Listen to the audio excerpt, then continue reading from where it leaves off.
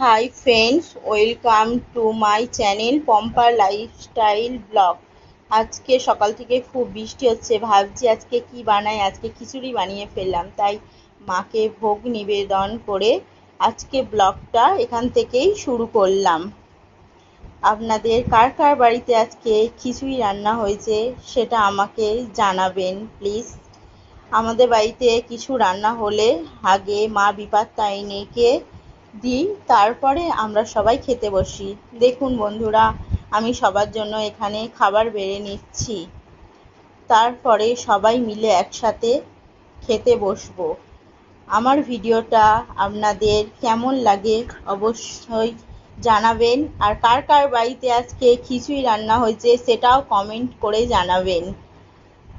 আমার মেয়ে খিচুড়ি খেতে খুব ভালোবাসে, তাই স্কুল থেকে ফিরে বলল, মা আমার জন্য আজকে খিচুড়ি বানিয়ে দেবে। খিচুড়ির সাথে ডিম ভাজলাম, মাছ ভাজলাম, আর ছোলার ডালের বড়াও করলাম। আমার মেয়ে খিচুড়ির সাথে ডিম ভাজা খেতেও খুব ভালোবাসে। দেখছো আমার মেয়ে কেমন করছে, ওর খুব খিদে পেয়ে গেছে, ও দিতে দেরি হচ্ছে বলে আমার মেয়ে মুখ ভাঙাচ্ছে। দেখছো বন্ধুরা কেমন করছে ও।